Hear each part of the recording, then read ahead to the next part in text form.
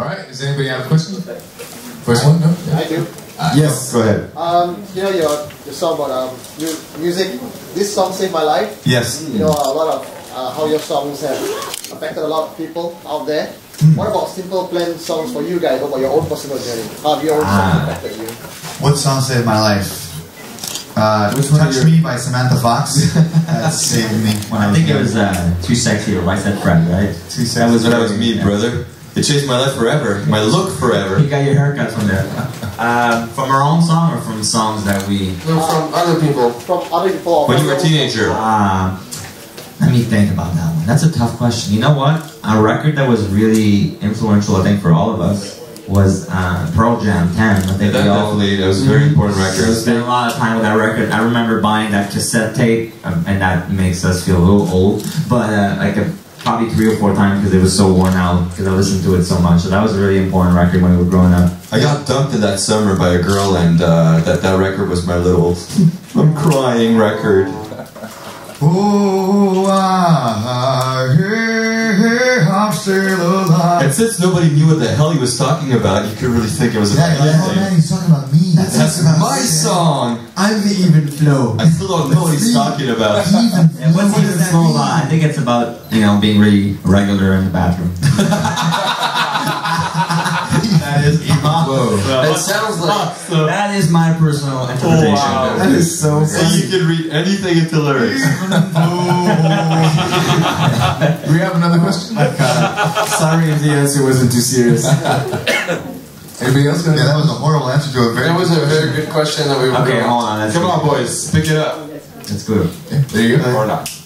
Let's think about everything for real. I remember that No Effects Punk in Republic was a really big record for me too. Yep. I listened to that and it was very important and all the songs were awesome. One song, one specific song. There's no song, and back then it was too hard to rewind and replay the song, so You know just what? had to play the whole thing. Okay, I got one. You know, we're friends with the guy from Plain White Tees, and you know, I remember going to a breakup, and that song "Ada Delilah" was big for me. I thought, you know, I was bummed out, and I was listening to that a lot. I was in New York too, so it made it even more poignant, and it was a bummer. So that was my song for a while. Hey there, Delilah. It's a good song. Great song. Hi guys. Hi. I'm Jo from actuallymagazine.com. Hi, Joe. Hello. If you could relive one show out of your entire career, which would it be and why? Us playing or watching a show? You guys playing. Sing fast. I think the first time we played the Bell Center, yeah. there's a place called the Bell Center in Montreal where we're from. It's the biggest arena in Montreal. And the first time we played it, a few years ago, it was sold out. It was about 16,000 people? 25? Probably yeah, I think it was 100. 16,000 people.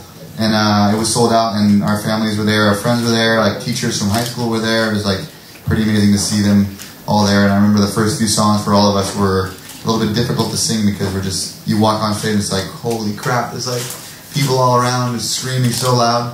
You can barely hear the music, so it was very, very cool. It's always a, you know, a dream come true when you're able to headline your own, you know, Hometown arena. It's kind of like it was a special moment in our career for sure. I think for me, actually a month ago or a month and a half ago, we played our first show for this album in Montreal again with our family there, and you know, we played the whole record from top to bottom, and it was the first time that we ever played those songs live, and we were all really nervous because, you know, you're always excited when you have a new record. But we worked so hard on the album, you know, we spent a year writing it and almost 6 months in the studio just making sure it was perfect. So to play them for the first time and to unveil all the songs for the fans for the first time, that was a really special moment for me too. So yeah, that was big. The first time you usually play in a new country, it's usually pretty cool, you know. So the first time I remember, like first time I came to Singapore, you know, oh, you were cool. Nice. Yes, it was a great moment, you know. Thailand, Japan, you know, Australia, all these countries. When you go for the first time, there's something really magical about it. You know, you're discovering a country, and you see that you have fans in a place that's really far from home. So it's very flattering, and it's also very encouraging, and it's definitely, you know, you're always very curious about the place. You learn a lot, and it's quite fascinating. Yeah, it's always amazing to see your music has traveled so much. You know, I mean, we started this band in the basement in Montreal, you know, and to see that we're here and so many people showed up and care about the music, and the fans that came out last night, and just to know that, you know, this band is important to a lot of people around the world. It's pretty, still today, I mean, after 10 years of doing this, it doesn't get old, you know, it's still really special, so we appreciate it very much. And now via Twitter, it's pretty amazing. Like yesterday we came in, we say, hey, what's up, we're in Singapore, and next thing you knew, you know, you had like, you know, hundreds of comments on our pages about, where are you guys playing, you know, what are you playing, so that was pretty cool.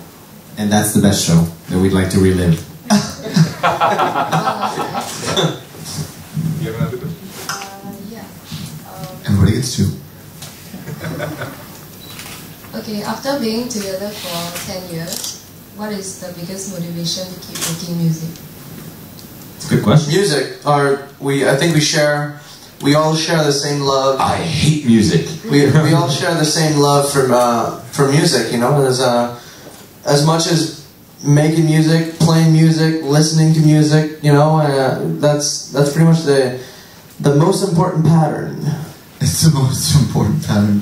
What is the most important pattern? The music. Music. It is no, music. I think for me, I'm going to elaborate on your question as we always do, but I think that interesting enough, after 10 years of being in this band, or even probably more like 11 or 12, but after all this time, I feel like for all of us, or at least for myself, but I think for all of us, he speaks for all of us.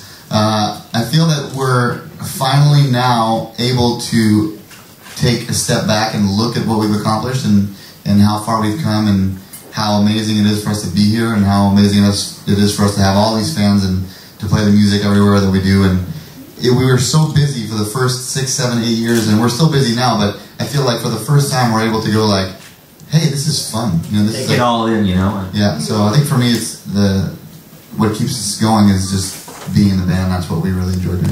And I think the fans too, I think you realize that, you know, as this band keeps on going, you know, most bands don't get past 1 or 2 records. You know, we're on our 4th one right now, and things, knock on wood, but seems to be going great. So you have all these fans that are waiting for songs, and the music for them is really important. And they tell us via Twitter or via like when we meet them and we hang out with them. So that you don't want to let them down. You know, and that's why we spent a year writing the songs. You know, we really wanted to write something that would be kind of like, for them, would be like their Pearl Jam, or like their, you know, their Guns N' Roses, or their Bad Religion, or whatever, you know what I mean? Like a band that will be a part of their lives, you know, and we get fans that have tattoos of Simple Plan, so when you have that, that's for life, so you don't want to put out a shitty record, because then you're like, man. Oh man, those guys suck! So, I mean, there's some part of like, you feel like some kind of responsibility, you know, so you want to put out the best thing. I like that. Obscure MXPX reference. I love it. Not right now. Thank you very much. Thank you. Do we have another question? Someone else? Hi, I'm Shane. What's up? How you doing? Musically, what is the best song in the world that's not by Simple Plan? I really like Wouldn't It Be Nice by the Beach Boys on Pet Sounds. There's something about just how it was put together, just insane. For some reason, every single time I hear Everlong by the Foo Fighters, I do get my heart on, so Yeah. that song for me is, top. Imagine by John Lennon. That's a pretty hard to beat one. The whole soundtrack to the One Night at the Roxbury for me. Soundtrack to Rock 3. I think I'm going to take my answer back and put another one in there. I just realized that there's another song I love even more. Is Tom Petty. Yes. Here Comes My Girl. That's a good song. That's a great song. Free Falling, dude. Yeah, but that's just so cliche. It's such a good song, though. Thank you.